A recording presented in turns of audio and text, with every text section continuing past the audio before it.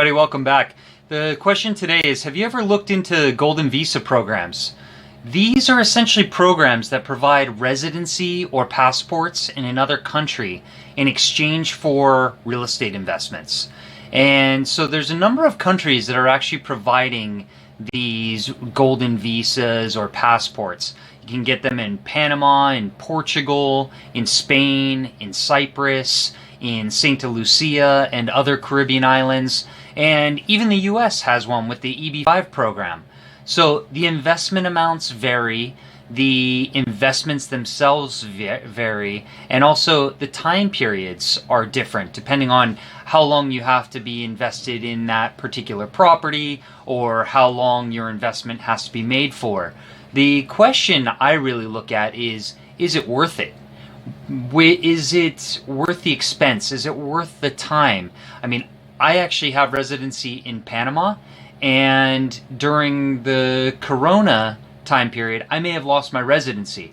I have had residency for nearly 6 years, and now because I was not allowed to travel to Panama, I may not have my residency anymore. So it's a little bit frustrating to expend all that time and money into a program and then maybe lose your benefits. I'll do more on this in the future if I'm able to convince the authorities in Panama and also my attorney that we should be able to keep that residency. But I'm not 100% convinced unless you're actually going to live in that location, because having an experience like this where I have to travel to the country every 2 years, and even if I'm only there for 24 hours, I just couldn't do it during this time period. So what can you do then?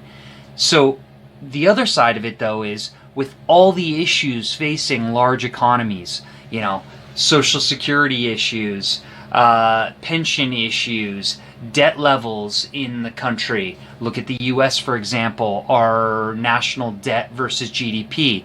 Some people think that's a major issue, and some people don't think it's an issue at all because the Fed can continue printing money. But these are things you have to think about. What will happen if there's some systemic shock to the system economically? And so maybe it is valuable to have another backup plan. I mean, in addition to having a backup plan for visas and passports, you also get a real estate investment. So isn't that something that we're all trying to achieve here through our program? I look at real estate investments all over the world. I'm invested in 9 countries right now. I've been invested in 10 in the past, and I've recently sold out of one of my investments. But I'm in 9 countries right now. I am still heavily invested in the US. That is still my go-to economy for investments. In fact, I'm in about half the US states in investments right now, and I still think it's a valuable place to be placing money. But should we have a plan B?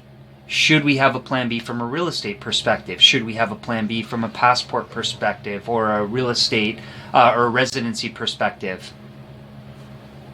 That's a question. I don't have all the answers on this, but I have been reading a lot about golden visa programs right now. I like the programs. I like what they have on offer, and I'm not opposed to having real estate in multiple countries. So as long as you're okay with that, it may be worth considering for you as a real estate investor to look abroad outside your borders and see what other benefits you might be able to get at the same time. On that note, I hope you enjoyed this video. Feel free to share it, like it, subscribe, and until next time, let's continue growing our passive cash flow and net worth together.